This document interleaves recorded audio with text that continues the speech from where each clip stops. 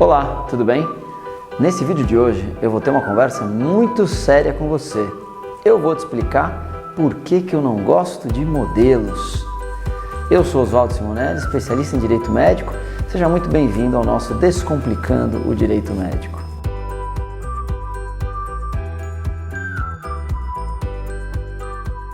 Então, eu participo de muitos grupos de WhatsApp sobre direito médico, tenho grupo fechado no Facebook sobre direito médico, e uma das coisas que muito me angustia é quando as pessoas começam a pedir modelos de peças processuais. Agora, por que isso me angustia? Eu vou primeiro falar alguns motivos específicos. Primeiro, porque eu acho que eu estou ficando um pouquinho velho, né? Aquela coisa meio old school, meio raiz, sabe? Então, assim, eu comecei a estagiar em Direito, a gente ainda trabalhava com máquina de escrever, eu fiz curso de datilografia, enfim. Então, não tinha modelo, não dava para você copiar e colar, no máximo você tinha uma peça que você eventualmente já tinha feito no momento anterior e você ia colocar do lado para te servir como base e tal. Então, você tinha que sentar, colocar papel carbono, já para escrever em duas vias, uma original e a outra era o protocolo, né? E rezar para não errar. Porque cada erro, de fato, era um transtorno muito grande para conseguir corrigir.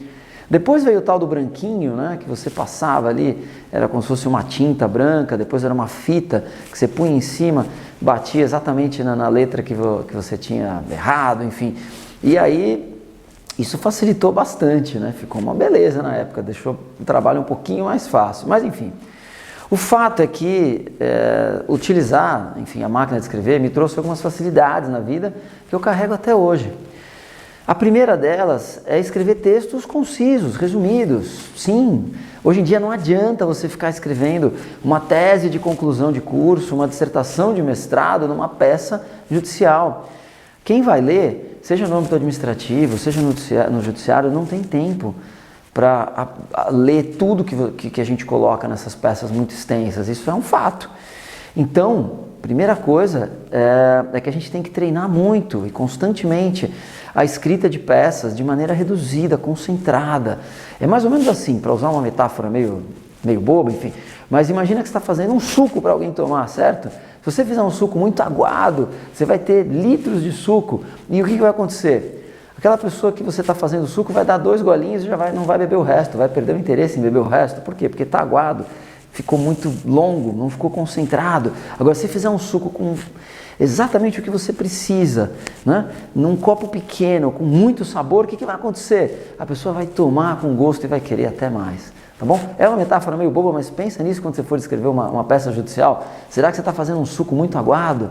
Aquele suco que não está concentrado, que vai ser difícil da outra pessoa digerir, aquele gosto meio estranho, né? De água e não de suco. Então, peça judicial é uma história bem contada, tá? Então, mas tem que ser aquela coisa meio de curta-metragem, que você termina e quer assistir mais. Se for, assim, claro que a gente tem exceção e às vezes a gente tem que escrever muito, mas aí tem que ser aquele longa-metragem matador, entendeu? Que você não consegue tirar o olho da peça, senão você não prende a atenção de quem está lendo, tá bom? Então agora, enfim, deixando as metáforas de lado, né, o que eu posso dizer é que datilografar as minhas peças no início da minha carreira me trouxe o que eu julgo que hoje é uma qualidade, né, e que eu faço de tudo constantemente para tentar aprimorar, né, que é fazer as peças concisas, resumidas, tá bom? O extrato daquilo que você precisa. Tá bom? O segundo ponto é a questão do tempo. Eu já comentei com vocês em alguns vídeos, em alguns posts, que o maior valor que vocês podem entregar para o seu cliente hoje no direito médico é tempo. Médico não tem tempo, o paciente não pode perder tempo e nós, advogados dessa área, somos os facilitadores disso. Então, podem acreditar, o modelo vindo de um outro advogado, de um outro colega, por mais que seja estranho o que eu vou dizer, ele consome o tempo de vocês. E por que não é tão estranho assim? Porque dá muito mais trabalho você adaptar o tal modelo para o seu estilo de escrita do que você simplesmente ler a história e já começar a escrever.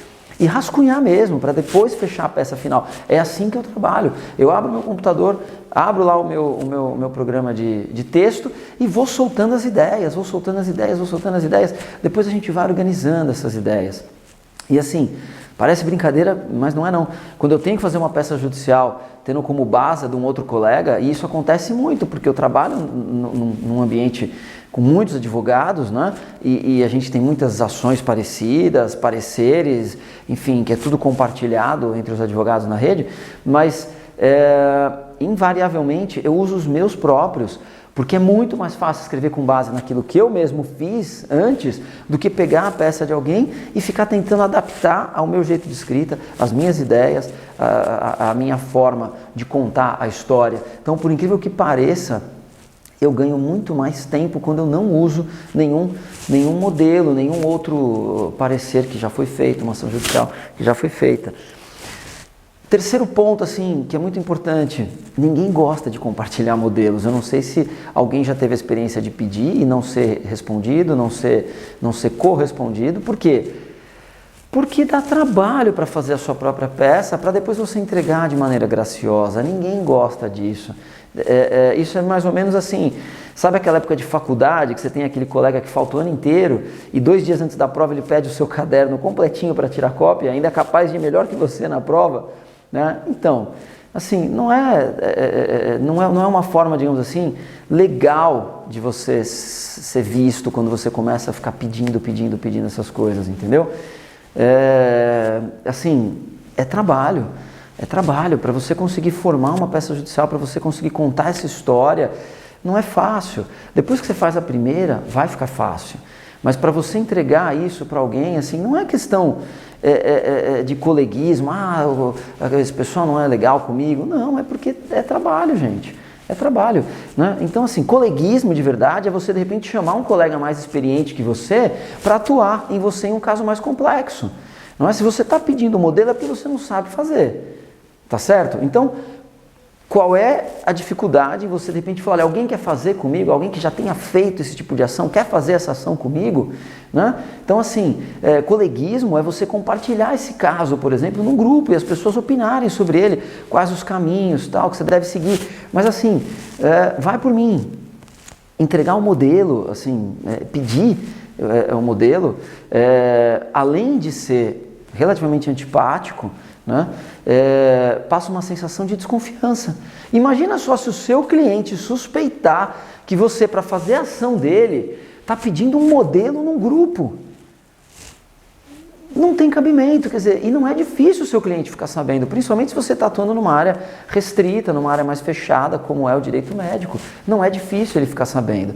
Então, além disso, por favor, a utilização dos modelos, ele acaba tirando a sua genialidade criativa. Sim, o nosso grande diferencial no direito médico é justamente a capacidade que a gente tem de se reinventar para atender as expectativas dos clientes de maneira eficaz e com resultados. Então, se você fica preso, e a questão dos modelos, você acaba viciando naquilo. Você não exerce, tá? Isso vai te engessar, você não exerce essa sua genialidade criativa e vai fazer com que você naturalmente, e isso é do ser humano, se acomode. Ache que todo caso é igual, que basta trocar o nome das partes. Aqui no direito médico eu estou avisando, não é assim. Cada cliente, cada caso, ele é único, ele é específico, seja médico, seja paciente. As chances são de que você atuando assim vai acabar cometendo um deslize. Sabe aquela tal da negligência que a gente tanto fala na área médica? Pois é, você certamente vai estar caminhando e vai estar chegando muito próximo disso, tá? Então assim, mãos à obra. Constrói o seu banco de modelos com a sua forma de escrita, a sua cara, as suas características. Não deixe que alguém faça isso por você. Não deixe que alguém passe na sua frente e faça aquilo que você poderia estar fazendo desde já, tá? Então assim, se você está com uma dificuldade, caramba, chama alguém para fazer com você esse processo. Isso é legal e isso vai te dar muito mais... vai te trazer muito mais respeito num determinado grupo do que simplesmente ficar pedindo um modelo. Então não faz isso não. Imagina se o seu cliente, vou falar de novo, imagina se o seu cliente fica sabendo que você precisou de um modelinho que um colega te passou na internet, enfim, que você pegou no Google, sei lá, para fazer a ação dele. Tá? E não é difícil ver que uma ação está exatamente igual a outra, enfim. Então, vamos tomar cuidado com isso, certo? Então, E tudo isso que eu falei para vocês é para que vocês se empolguem e estudem o caso e aprofundem o que vocês estão de fato tentando obter no judiciário ou no administrativo, porque pode ter certeza, médio prazo, vocês vão ter resultados incríveis se vocês esquecerem essa história de modelo. Mas, continuando aqui, como eu sou um cara muito legal, vocês já me conhecem bastante aqui das redes, eu vou te ensinar agora como é que você pode começar uma peça judicial envolvendo direito médico, tá? Pega aí papel e caneta, pega aí o seu bloquinho, seu caderninho, quem já é aluno do programa de formação tem um caderno bonito, então pega esse caderno aí para você poder fazer suas anotações e assista esse vídeo várias vezes, porque essa aqui de fato vai ser uma oportunidade única, não é algo que eu costumo fazer normalmente, então aproveite esse vídeo para tentar anotar algumas sacadas, alguns detalhes, assim. Vocês não imaginam, assim, quando eu tive que fazer, por exemplo, a minha primeira ação civil pública, não tem modelo, não tem esqueminha, não adianta pôr hashtagzinha, não vai funcionar, né? Não tem nada disso vai te salvar nessa hora, você tem que sentar na cadeira e fazer, refazer, ler, reler, então, mas a hora que fica pronto, em compensação, vocês vão ver que é muito gostoso, é uma sensação muito boa quando você consegue. E as chances são que se você fizer de fato a sua ação, se você se aprofundar, você vai aumentar consideravelmente a sua possibilidade de êxito, de um bom resultado, tá? Não duvidem disso que eu estou dizendo, vocês vão perceber que na medida que vocês começarem a construir as peças de vocês, formar o próprio banco de dados de vocês, vocês vão ver que os resultados vão começar a melhorar de forma exponencial, tá bom? Então vamos lá, eu juro que eu vou tentar fazer letra legível, mas se vocês não conseguirem ler exatamente aqui, prestem atenção no áudio porque eu vou falando na medida que eu vou escrevendo, tá bom? Então assim, a primeira coisa que vocês têm, que a gente aprende na faculdade e tal, mas é legal dar uma certa atenção, é a questão do endereçamento. Sim, para quem você vai endereçar essa peça? Se você estiver no Poder Judiciário, você vai tentar escrever algo como Excelentíssimo Senhor, Doutor, Juiz de Direito da Meritíssima Vara, sei lá, Vara Cível da Comarca, e aí põe lá o nome da cidade, da comarca de São Paulo. Pronto, São Paulo, certo? Aqui você já começa fazendo o endereçamento correto. Se você for escrever uma peça administrativa, processo ético, por exemplo, basicamente, né? Não há a necessidade do rigor formal do Poder Judiciário. Então você vai escrever alguma coisa como Ilustríssimo Senhor, Senhor Doutor, Conselheiro, Instrutor, se for processo, ou Sindicante, se for uma sindicância, tá? Aí é sempre interessante você ter um respeito com a instituição. Então você coloca do Egrégio Conselho Regional, é só um E aqui, tá? Egrégio Conselho Regional de Medicina do Estado de São Paulo, tal, tá?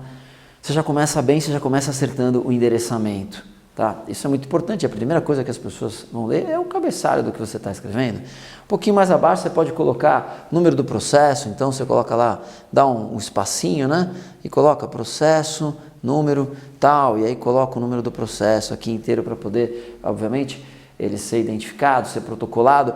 Quando a gente fala de processo eletrônico, isso aqui já não é mais tão necessário, porque esse processo já vai dentro de um outro que você já acessou pelo teu, como é que fala? Pelo teu certificado digital, enfim.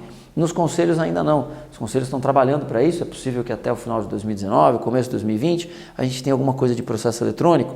Por enquanto, não tem, certo? Então, fez o endereçamento, um endereçamento clássico, né, do judiciário, um endereçamento um pouco mais informal, tá? Aí você vai fazer a qualificação das partes, também não tem segredo nenhum. Escreve o nome das partes, fulano de tal, brasileiro, casado, advogado, médico, enfim, qualifica ele direitinho, né? Venha a presença de vossa excelência, ou, se for no processo administrativo, vem a vossa ilustre presença, tá? Não abreviem isso aqui não, isso aqui é só para vocês lembrarem, vossa ilustre presença, vossa senhoria, pode ser utilizado, tá bom? Coloque o nome da sua peça, o que você está apresentando, é uma contestação, né? É uma inicial, coloque direitinho o nome da inicial, se estiver entrando com uma ação de reparação de danos, se estiver entrando com uma ação de obrigação de fazer para obter um medicamento, tá? Isso é legal, faz uma listinha, pega aí quais são as ações principais que você pode entrar no direito médico, não são tantas assim. A gente tem, por exemplo, a possibilidade de alguns mandados de segurança. Mandado de segurança tem uma característica muito própria, tá? Mandado de segurança não é muito aconselhado, tem prós e contras. O mandado de segurança, por que ele pode ser interessante? Porque o mandado de segurança você não tem condenação em custas e honorários, não há sucumbência. Por outro lado, você não tem espaço para nenhum tipo de dilação probatória, não tem perícia, nada disso. Então você tem que entrar com a ação com o que a gente chama da prova pré-constituída. Você tem que ter todas as provas necessárias, porque não vai ter espaço para você fazer essa prova depois, durante o andamento do processo, durante a instrução do processo, ok? Aí o mais comum a gente tem são as obrigações de fazer, tá? Porque aí você vai entrar para que aquele ente seja obrigado a fazer tal coisa, tal, aquele ente estatal seja obrigado a entregar uma medicação, tal. O que mais que a gente pode utilizar? A gente tem aqui ação de reparação por danos materiais e morais, certo? É uma ação ordinária, é uma ação indenizatória, você vai entrar com pedido de reparação de danos. Então, não vai fugir muito disso, tá? Se vocês lembrarem mais alguma, deixa nos comentários aí, mas não vai sair muito disso, então não vai ser tão difícil. Quando você vai fazer a defesa, obviamente, e no âmbito administrativo, você tem a representação. Você faz uma representação, que é a sua inicial no âmbito administrativo. Não tem muito segredo. E aí você pega os nomes técnicos. Por exemplo, você tem no judiciário, contestação. No ético, defesa prévia. Certo? São as mesmas peças. No fundo é a mesma coisa. Você vai se contrapor ao que está sendo alegado contra você. Então, contestação, defesa prévia, não tem muito segredo com relação a isso. Tá bom? E aí, o primeiro capítulo que vocês podem colocar, a primeira estrutura que vocês podem fazer, eu vou apagar aqui para poder continuar e a gente prosseguir. Então, feitas essas considerações iniciais, a sua peça já começou a ter uma carinha, certo? Começou a ter um rosto, começou a ter alguma indicação mínima. Aí a primeira coisa que você vai fazer, você pode colocar assim, aí você vai falar dos fatos, certo? O que significa isso? Aqui é onde você vai fazer um resumo. O que é fato? Fato é aquilo que aconteceu. Você não vai entrar necessariamente naquilo que você está defendendo. Olha, errou, não errou, tal. O resumo dos fatos é onde você vai realmente colocar para facilitar a vida de quem está lendo. Tá? É como se fosse um trailer do filme. A gente não fez a metáfora com o filme, é como se fosse o trailer, onde você vai ter alguns pedacinhos para entender o contexto do filme. Então, é aqui que você faz um resumo para facilitar a vida de quem está lendo. Pô, eu já sei o que é o caso.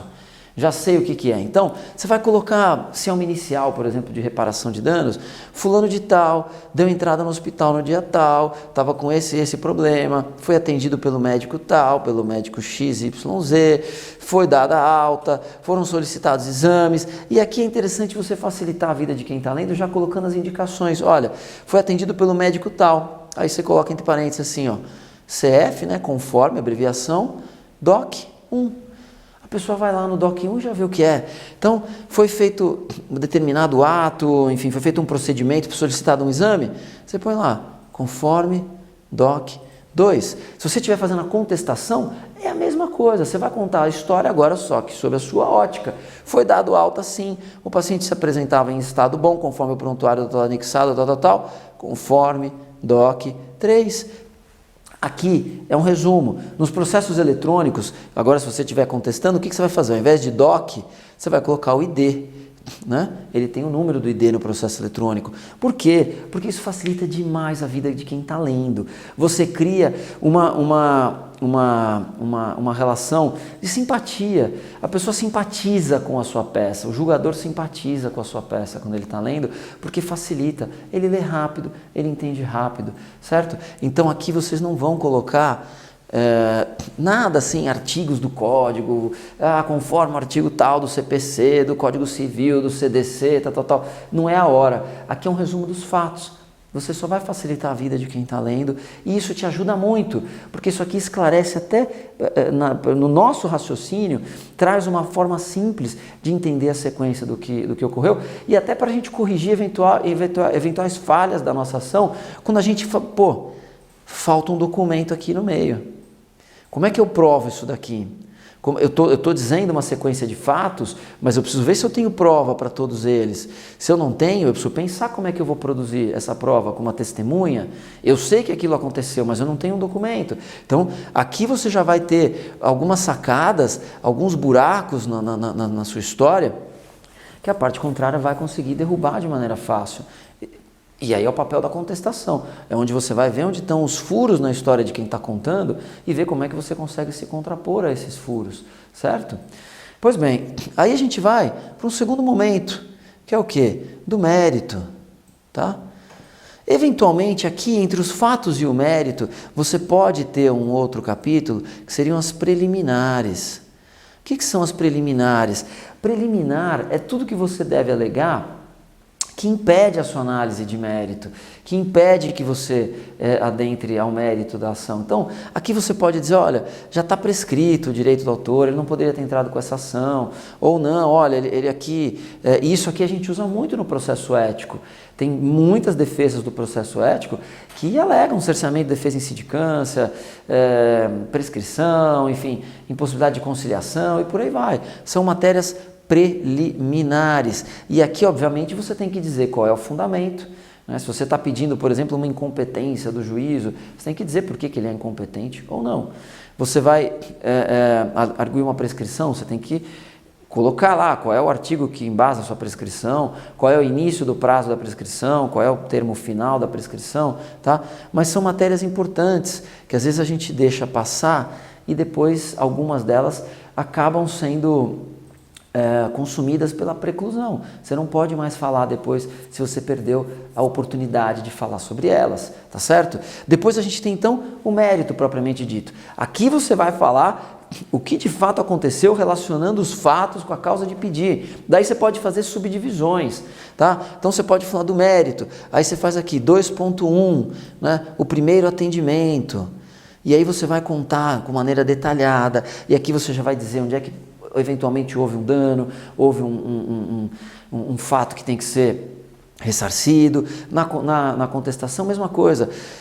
Se o autor... E veja, o processo judicial, ele tem que ser... Ele não pode ser espaço para você utilizar meios ardis, subterfúgios, tal. Ele tem que ser transparente, ele tem que ser honesto, ele tem que ser claro. Se você tem direito, você vai ganhar. Se você não tem, você não vai ganhar.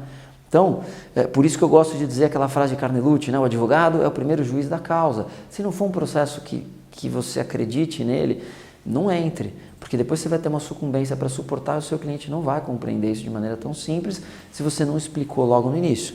Então, aqui você consegue, na contestação também, trazer algumas informações básicas e aí...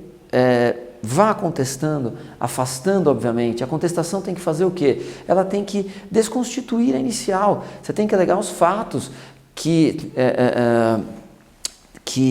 se contrapõem a tudo aquilo que o autor está falando. As questões instintivas do direito do autor, desconstitutivas do direito do autor, modificativas do direito do autor. E aí você tem que ter as provas com relação a isso também. Lembre-se, portanto, que isso aqui é um roteiro, para que o interlocutor, para aquele que está lendo, possa compreender exatamente a lógica do que está sendo narrado.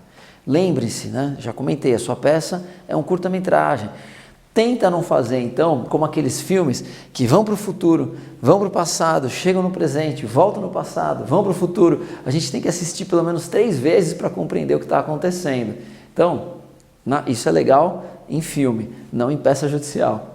Aqui, ou peça administrativa, você tem que tentar tratar uma história, narrar uma história que seja retilínea, tá? Com começo, meio e fim. certo?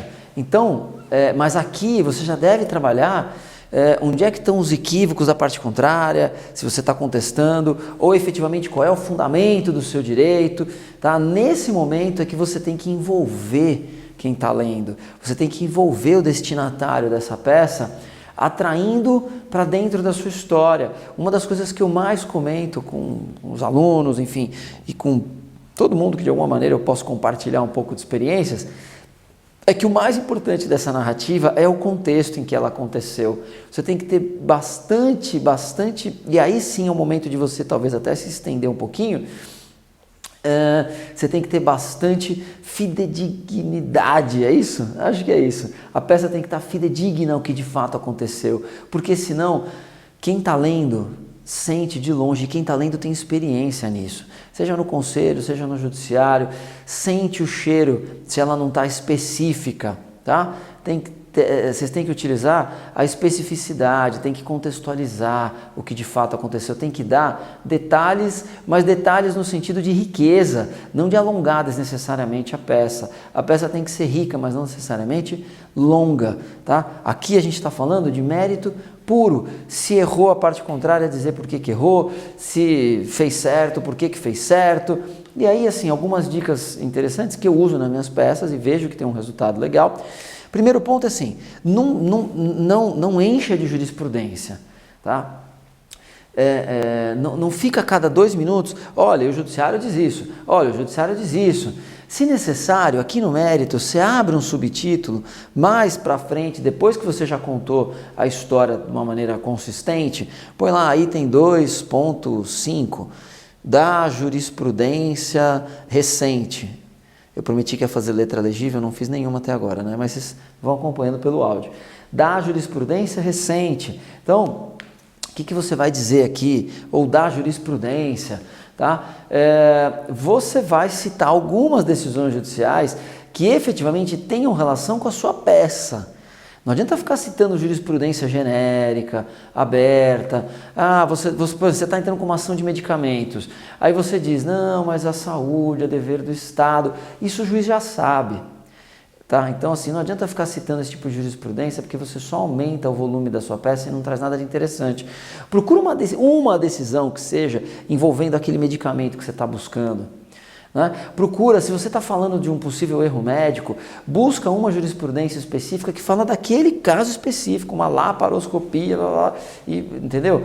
Não adianta ficar buscando, porque existe a negligência, a imprudência, a imperícia, o médico tem... Não, e na contestação a mesma coisa. Você está tratando de um caso concreto, vai buscar a jurisprudência que diz, nesse caso concreto não há dever de indenizar. Então não fica aqui, porque parece que você está enchendo linguiça, que você não sabe o que escrever e a jurisprudência não te dá apoio. Então você fica pondo decisões abertas, genéricas, coisa que não vai trazer resultado para a sua peça. Tá? E efetivamente você tem que buscar decisões de tribunais, não adianta juiz de primeira instância. Se você não achar nenhuma de tribunal, nem segunda instância, nem tribunais superiores, ok. E tem uma sentença que diz, essa sentença ainda não foi julgada em segundo grau, é um caso recente e tal, ok, usa essa sentença como paradigma, tá? Mas assim, busque tribunais superiores. Para que serve a jurisprudência numa peça judicial?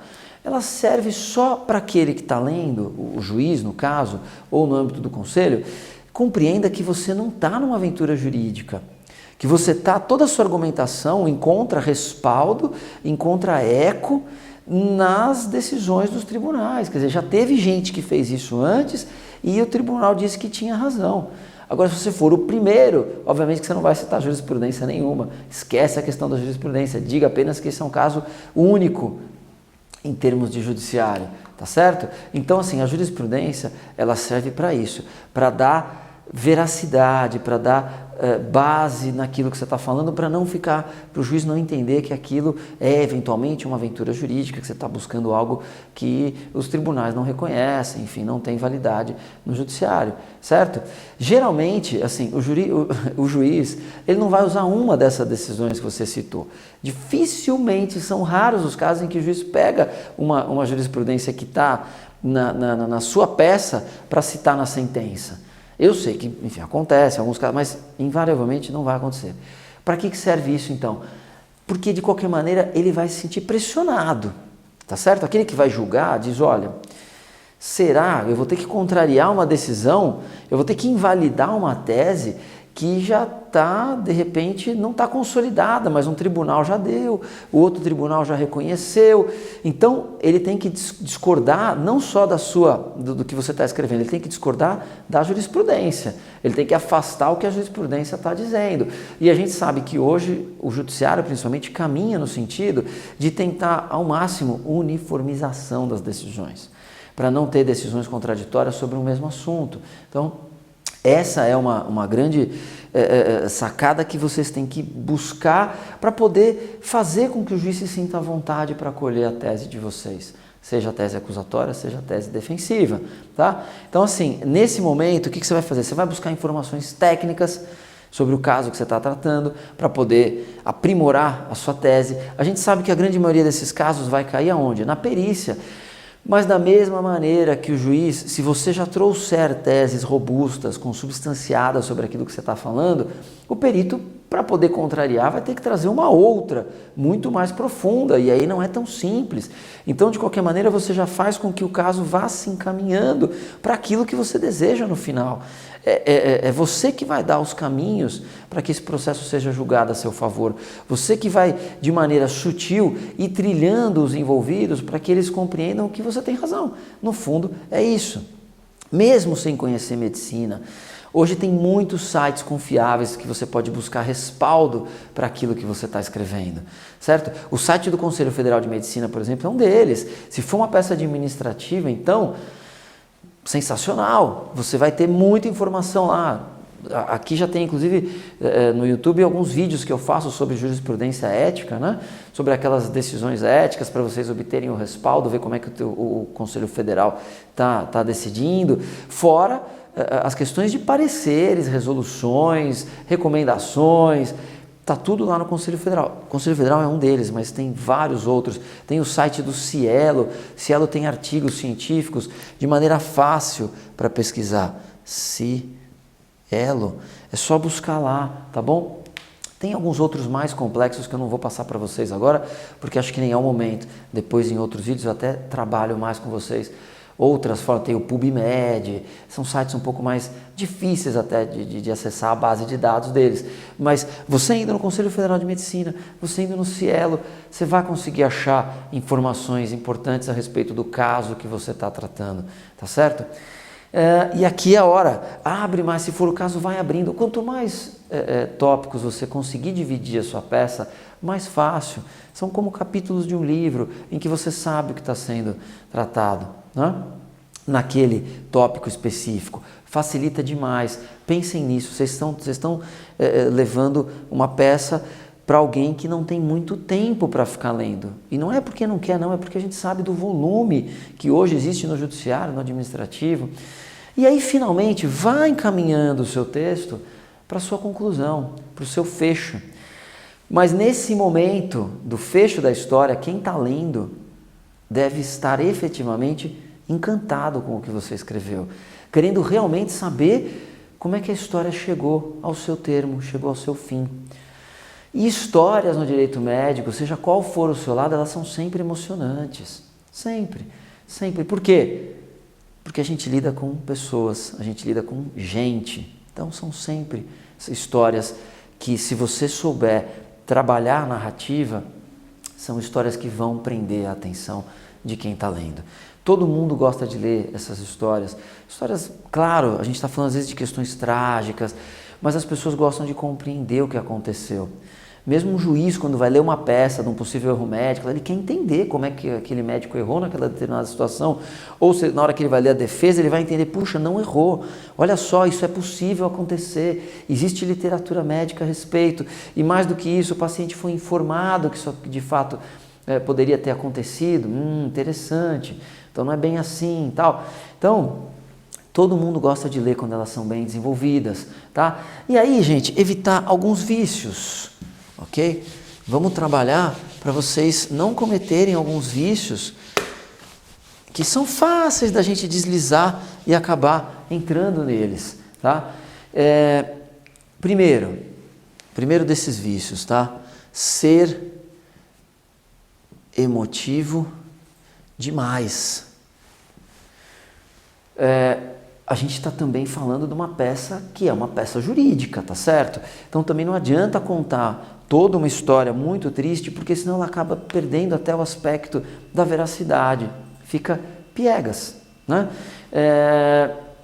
Tente ser emotivo na medida ideal.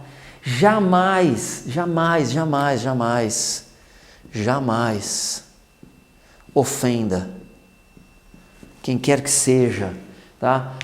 O paciente tem direito de se sentir bravo, de querer xingar o médico, de querer... O advogado não tem esse direito, tá certo? Então, assim, não é briga de rua não, gente, é processo administrativo, judicial. Então, assim, não adianta chamar o médico de assassino na peça judicial, tá bom? Não funciona. Não é assim que você vai resolver o seu caso. Muito pelo contrário, você vai acabar comprando a antipatia de quem está lendo. Por outro lado, não adianta chamar o paciente de oportunista, de safado, pilantra. Não adianta. Você vai estar só... Isso gera uma antipatia natural e soa falso. Parece que você não tem argumentos, então você precisa ficar ofendendo a parte contrária porque o mérito não te favorece. Então você chama de assassino, de bandido... E aí no mérito dá a impressão que é fraco. E às vezes você tem um baita mérito para trabalhar e fica preso, porque na verdade você está sendo emotivo demais, tá bom? Se por um acaso, tá? Não pode ser a regra, mas pode acontecer da sua peça ter ficado extensa. O que você faz no início de cada tópico, tá? E aí é um conselho interessante porque eu uso isso também nas minhas peças que às vezes ficam extensas. Você vai fazer uma ação civil pública, ela é naturalmente extensa. E aí ao início de cada título, subtítulo ou tópico, você faz uma pequena ementa. Tá? O que é isso? Você vai pegar ali 3, 4 linhas no máximo, faz aquele justificadozinho no canto da página, né? O teu texto está correndo aqui, você vai fazer aqui no canto. Você vai fazer 4 ou 5 linhas no máximo, fazendo o quê? Um breve resumo daquele capítulo, para quem lê, saber o que eu vou falar do direito à indenização. Então eu coloco lá, neste tópico são tratados a aplicabilidade, é tratada a aplicabilidade do artigo tal do CDC, do artigo tal do Código Civil, 186, 927, artigo 14, parágrafo, ponto. Quem está lendo já sabe o que ele vai ler a partir de diante, de maneira mais detalhada, mais trabalhada, certo? Então, você consegue prender a atenção do leitor já no início, já na ementa, 4 ou 5 linhas, 6 estourando, tá? Justificado no cantinho, traz como é que fala, a reguinha em cima, o parágrafo, deixa esse parágrafozinho bem um quadradinho no cantinho, como se fosse mesmo uma ementa de um processo judicial, por exemplo, tá? Se a peça for ética, tá? Lembre-se que 4. Se a peça for ética, quem está lendo não é um juiz, não é um juiz de direito, mas um médico. As questões de direito elas vão ser tratadas geralmente vão ser dirimidas provavelmente pelo departamento jurídico. Então, separa bem na sua peça o que é discussão jurídica e o que é discussão de mérito, porque tem algumas peças que bagunçam, misturam tudo e aí você não consegue nem analisar quais são de fato as preliminares de mérito, porque está tão misturado com o próprio mérito e não é. Separa isso bonitinho, facilita para quem está lendo. E você facilitar para quem está lendo, você já gera empatia, tá bom? Ninguém gosta de ficar horas tentando entender o que você quis dizer com aquela manifestação. Então toma cuidado com isso, tá bom? Separa bem. Outra dica importante, quando chegar o momento de especificar as provas no processo. Tá? No processo administrativo, você já faz isso logo de cara, já rola suas testemunhas na defesa prévia, ou a parte denunciante quando é intimado tal. Mas no judicial vai ter um momento que o juiz vai falar, olha, especifiquem as partes, as provas que pretendem produzir, justificando-as, certo? Faça peças, de novo, enxutas. Não adianta fazer outra inicial, outra contestação, só para você dizer o que você quer provar, tá certo? E assim, já justifica o que você quer provar com cada um desses pedidos. Não deixa o juiz, olha, você arrolou X testemunhas, o que você pretende provar com elas? Você pediu prova pericial, o que você pretende provar com a prova pericial? Justifique a pertinência da prova, tal. Já faz isso na sua peça de manifestação. Se for prova testemunhal, não tem coisa pior do que você arrolar 5 testemunhas que vão chegar lá e falar que a pessoa é gente boa. Não tem coisa pior do que isso. São as tais testemunhas de caráter que a gente chama. Vai lá e diz, não, o sujeito é um bom camarada. Não resolve. Você quer rolar 1, 2 para dizer que ele é um cara legal? Bacana. E diga, estou porque vão atestar o caráter ético do profissional, tal. Agora, você tem que rolar testemunhas que de fato conhecem os fatos, presenciaram os fatos. Tá? Essa é a função. Testemunha é aquele que viu, que participou, que presenciou de alguma maneira. Tá? Não tá, mas eu ouvi falar que fulano, aí é testemunha referida, que a gente chama, ele está se referindo a uma terceira. Então já tenta localizar essa terceira, porque ela é que vai fazer prova daquilo que você está alegando. Se for pericial, mesma coisa. Faz curtos parágrafos dizendo, olha, por que eu quero essa perícia? Por isso, isso, isso. Sabe por quê? Porque se o juiz te indeferir alguma prova, se houver um indeferimento, ele vai ter que indeferir no mérito. Por que ele não está? Ou simplesmente a parte não justificou. A parte não justificou vai te dar um trabalho terrível se você quiser entrar com agravo, tentar reverter essa decisão interlocutória e tal. Vai te dar um problemão. Se você fundamentou, ele vai ter que dizer não acolha a prova pericial por conta disso, e aí você tem toda a base para poder utilizar um eventual recurso, tá certo? Então, fica bem mais simples. Enfim, é isso. Chegando na conclusão, lembre-se apenas de colocar os seus pedidos. O que você quer com essa ação? Você quer que seja fixada a indenização?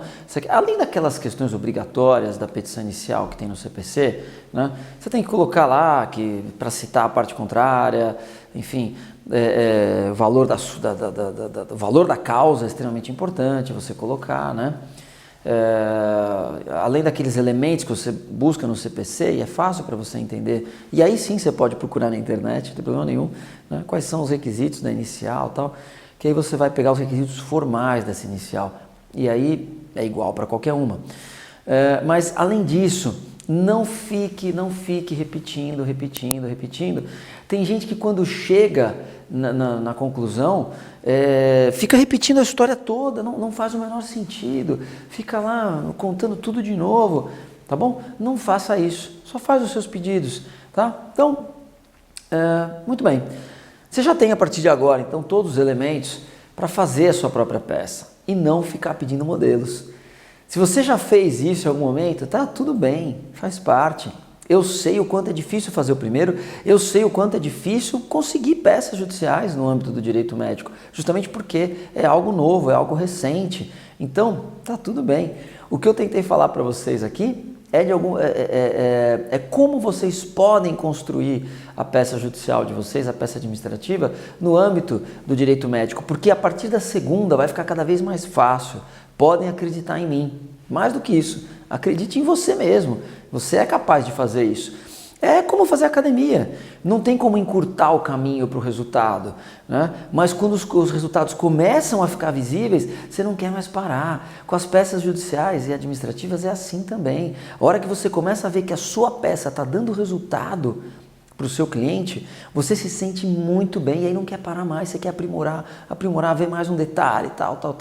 Então, é assim também com peça judicial, tá? Não fica esperando, não. Não fica procrastinando. Senta e começa a fazer. Chegou um primeiro caso, senta e começa a escrever. Faz um rascunhão, joga todas aquelas ideias, enfim. Posso dizer que a hora que você tem um resultado com uma peça confeccionada integralmente por você, é um combustível indescritível. Você fica viciado nisso, você fica viciado em resultado, e aí você só melhora a sua performance, você só melhora as suas peças judiciais, você só melhora os casos que você vai pegar e já vai ter, como é que eu posso dizer, você já vai sentir uma afinidade direta quando o cliente começa a falar com você. É indescritível. E aí uma última dica legal, uma última sacada que você pode utilizar é a seguinte: quando você terminou sua peça, o que você faz? Dá para algum leigo dar uma lidinha nela. Passa para um amigo que não seja advogado, um parente próximo. É um termômetro interessante para ver se a sua história faz sentido, se a sua história está bem contada. tá certo? Não, claro que quando, enfim, você fizer isso, essa pessoa não vai entender termos jurídicos, você tem que explicar, olha, não se apega aos termos jurídicos, eu preciso que você só leia uma vez e veja se a história faz sentido, se você seria convencido com o que eu estou contando aqui. Isso é algo também muito interessante que pode funcionar bem para você formar essa sua primeira peça, tá certo? E a partir de agora, então, quando alguém te pedir um modelinho de direito médico, o que você faz? Passa o link desse vídeo, joga essa pessoa para cá, para ela também poder pegar essas dicas e fazer as peças dela de maneira bem legal, bem interessante e sempre trabalhando por um direito médico responsável, ético e eficaz, tá certo? Muito obrigado, espero que você tenha gostado. Tentei aqui ao máximo passar algumas dicas, a gente tenta encurtar essa distância, né? Eu aqui, enfim, vocês do outro lado da telinha acompanhando os vídeos, mas eu tento fazer o máximo para encurtar essa distância e passar algumas dicas que sejam boas para vocês, tá bom? Não se esqueça, vamos em frente, deixa aqui o seu comentário, deixa o seu like, se inscreve no canal para poder estar sempre junto comigo aqui. Um grande abraço, deu uma engasgada no final, um grande abraço, vamos em frente, conta sempre comigo, tá bom? Obrigado, até o próximo.